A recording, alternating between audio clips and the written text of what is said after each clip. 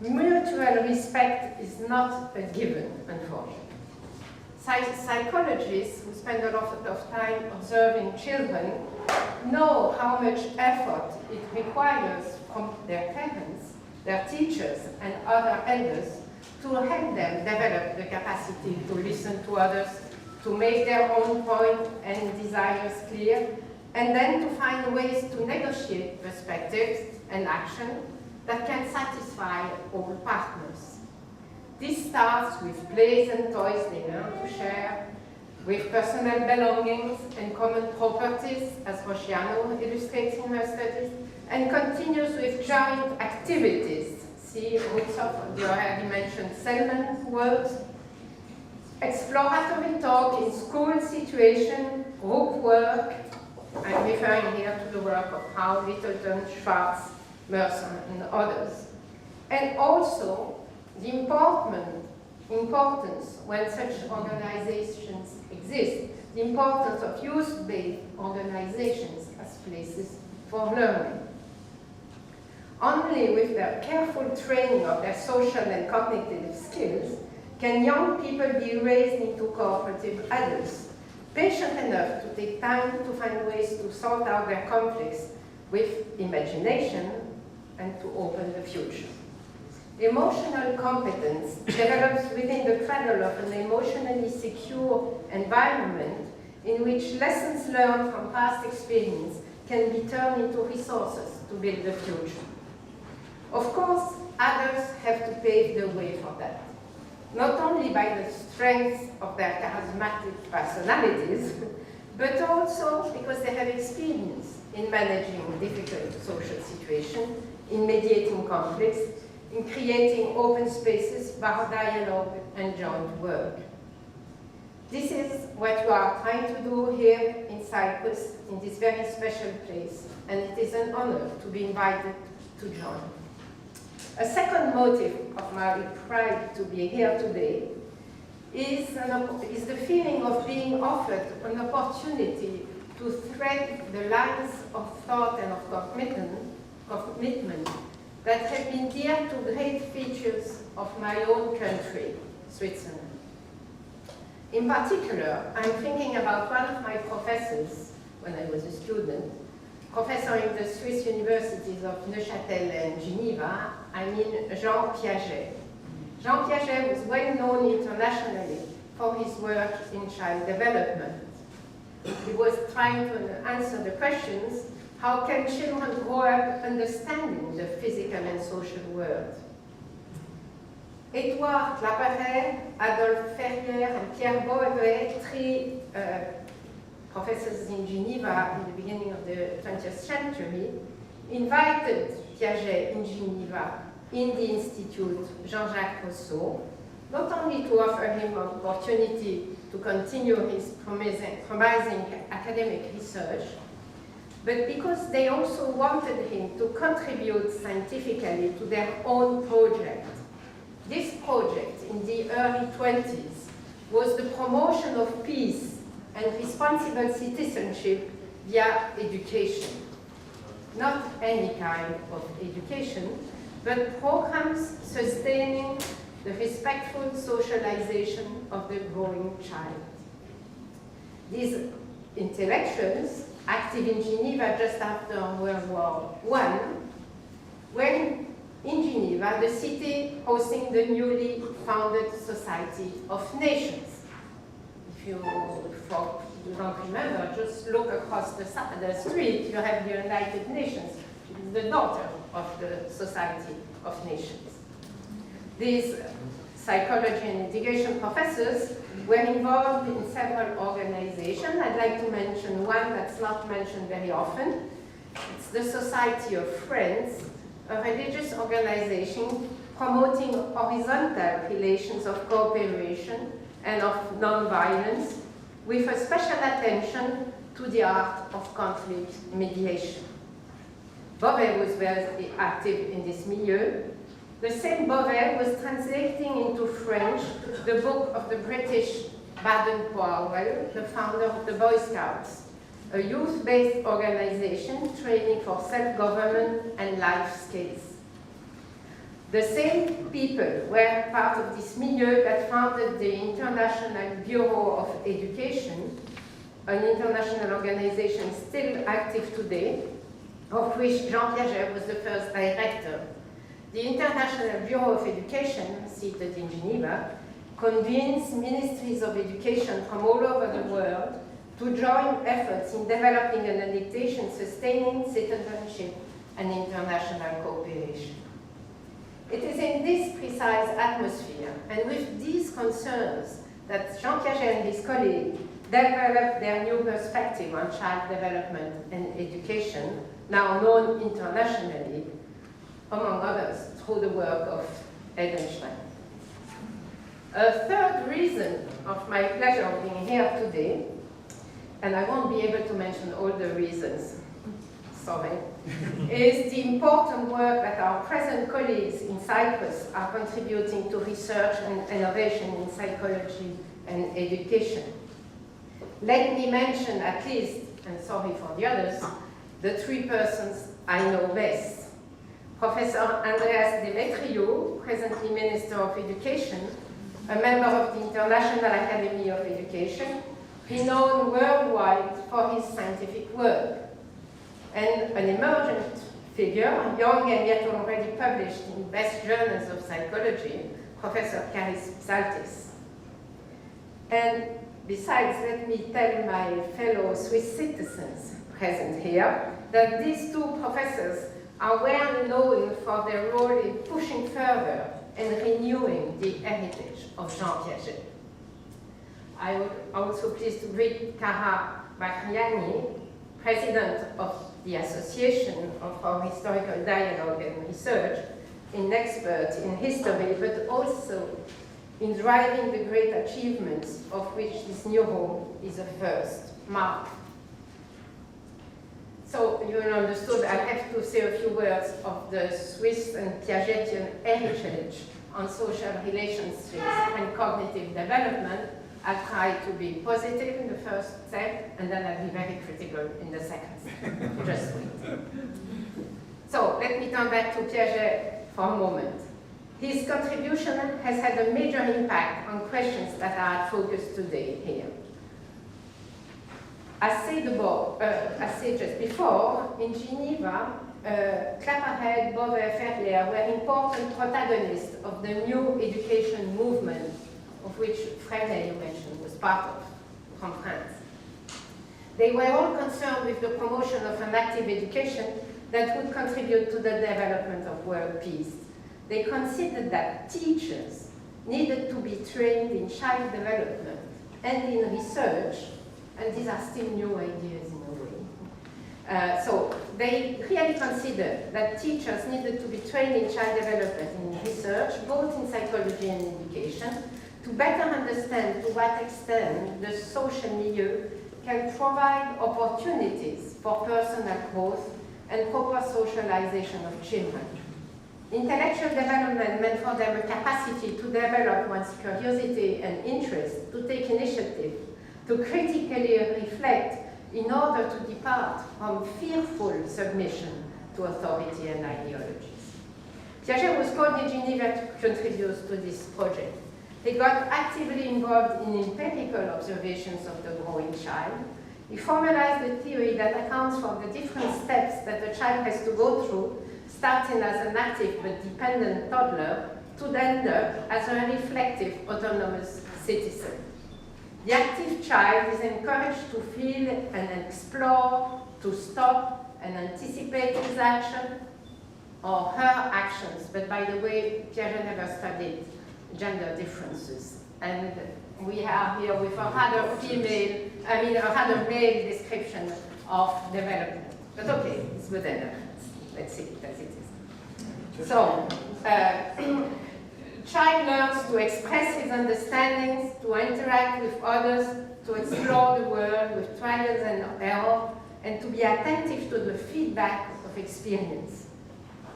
From the basic context, the growing child gradually learns to deal with contradiction, to understand these contradictions not as failures of his intelligence, but as teasing his curiosity. Contradictions are not barriers to his understanding, but obstacles that the dynamic course of life encourages him to jump over. The goal of education is not to repress children's initiatives and contradictions and questions, but on the contrary, to support them. Initiatives and questions are the motor of children's constant move towards a better understanding of oneself and the others and of the wider world. More fundamentally, this dynamical equilibration process, as Piaget used to call it, not only helps the child develop as a discoverer of the world, but also as a builder of the world via his cognitive tools to apprehend the world. Hence, the general move that Piaget describes and that needs to be sustained is a development from heteronomy and passive obedience to authority, to a capacity to autonomously think of oneself, society, and the world as a concrete present occurrence of a possibility among others. The present state of the world is only a possibility among others. An essential step into the capacity to reflect on the present, anticipate the future, and understand the past is to become able to imagine, as Tanya Zitton just said, alternatives and hypothetical worlds. Hypothetical or imaginative thinking frees humans from the immediate dependency on the contingencies of the here and now and opens the space to reconsider critically prejudices, pseudo-determinisms, philosophies, religions, laws of nature and of society, and invent new ways. And remember that Piaget was not naive nor purely academic in his saying. He was, in the 20s, 30s, 40s, 60s, a very committed person, struggling himself to be an active citizen in a time of totalitarianism and fascism. Another important legacy of these days of Swiss psychology is the concern for the skills of self-government, reflected in Piaget's writing, in sociology, in education, and in the development of moral judgment. Cooperation is central to this. Cooperation is seen as a central process of individual development and of society.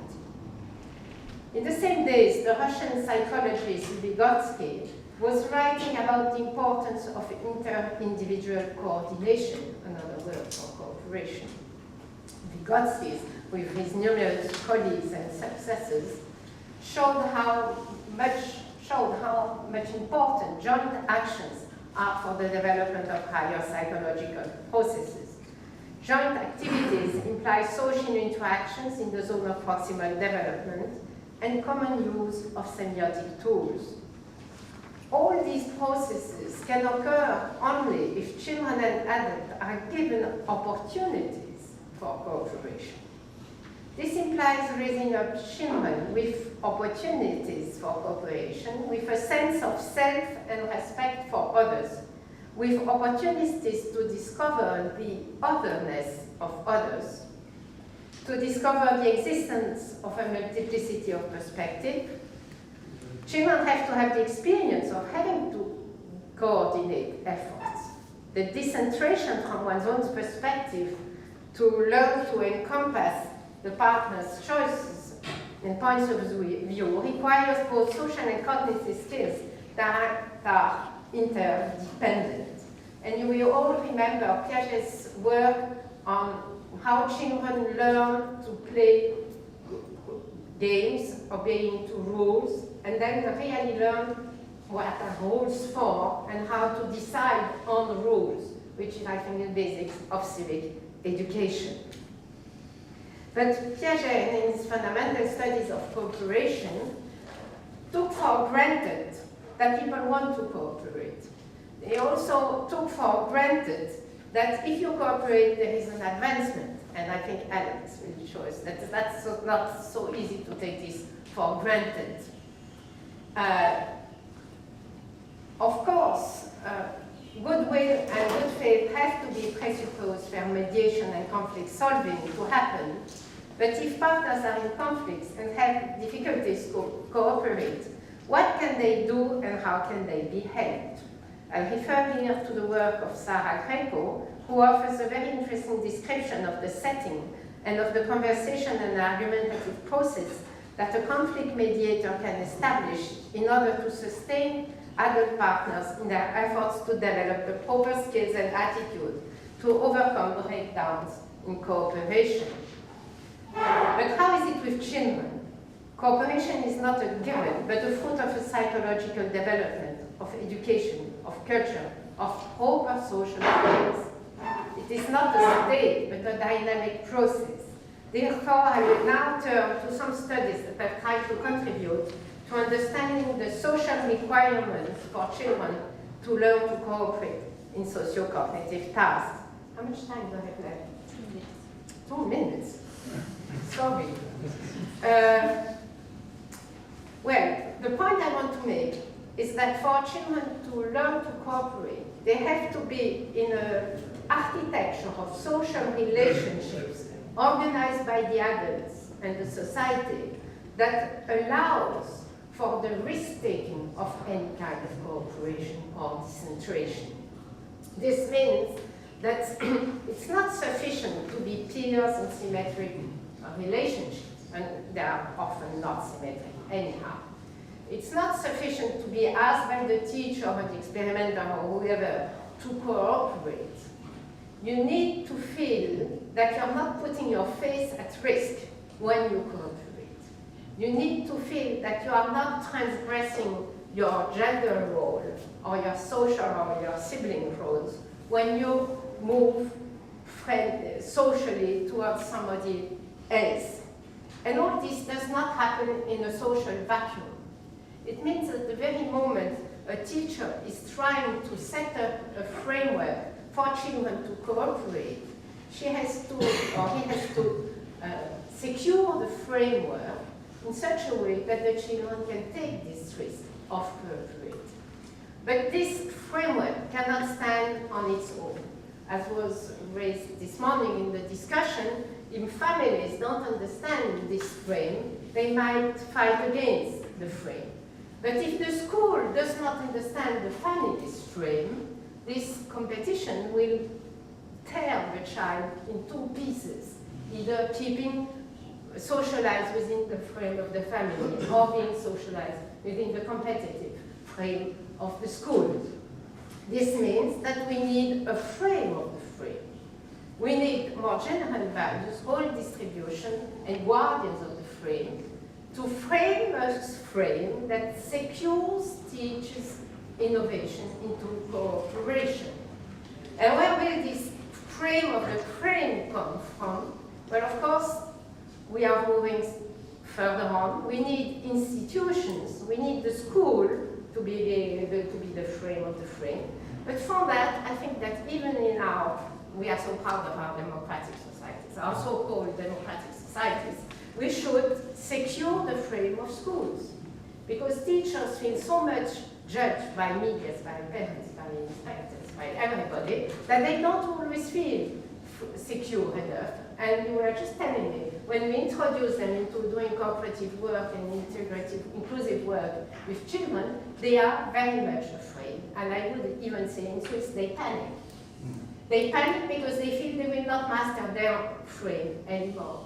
So we have a lot of work to do now to rediscover how we can secure the frame of the schools and secure the parents who are in this changing society getting very anxious, because without an invitation to develop new understandings of these goals of education and their respect for the ties within the families and within societies, I'm afraid we get raising tension and anxiety, and when people feel very anxious, I think Alex will explain us what happens, doesn't help cooperation. So I think I'll stop here. If I had had a little more time, I would have spoken a little more about the role of the mediators in helping being guardians of this phrase. Thank you for your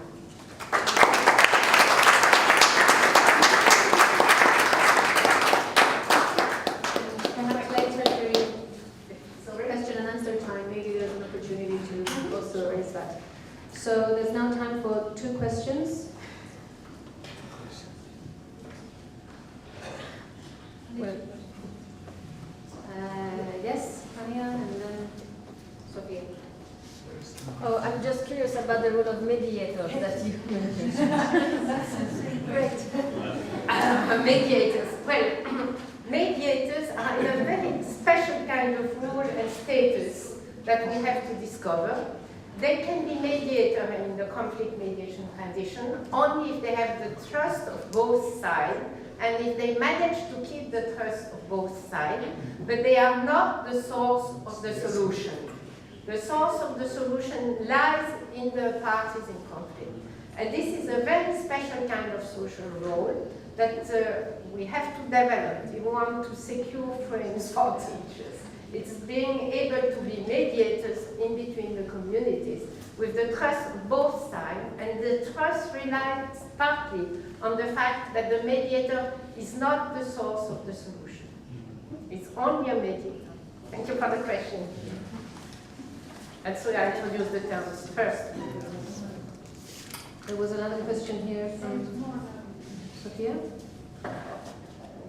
Just to help you say a few more words about the mediators.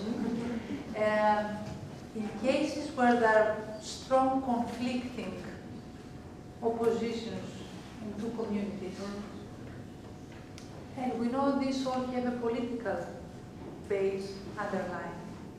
Now, what is the role of the mediator then? Can you tell us a bit more, about the processes or about his political stand, Because there's a conflicting, strongly conflicting environment. Well, I mean, educators and psychologists are only a few players in a very complex game. And as you just open the window, you will see that there are many different kinds of guardians in conflicts.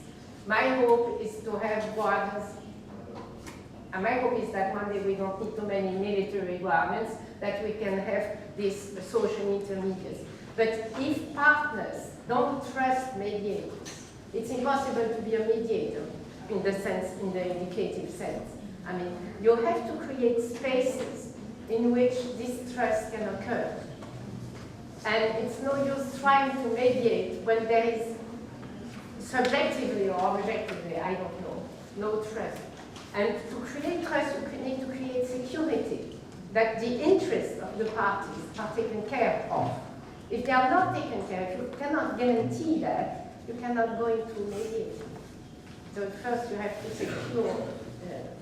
Of course, those who secure, not always only secure, they also have their own interests, and you might need mediators to manage them. And this just postpones the thing. That's why I call it space for thinking. You have to create spaces. And I suppose this is a space. This home of cooperation is a space in which we can talk freely. And this is almost a miracle given where we are. And there we can learn about elements. So it's also a mediating space. Can I add one word? One last question, yes? No, I would like to add one word to this, if I may. Okay, yes? I mean, there is this grant for comprehension of mediation, but I would like to point to it that there is a very useful development in German schools to learn mediation by students. I mean, very young students, already at the age of 12, can learn within a program, self-profile program of schools, to act as mediator in school conflicts, in classroom conflicts, and in peer conflicts.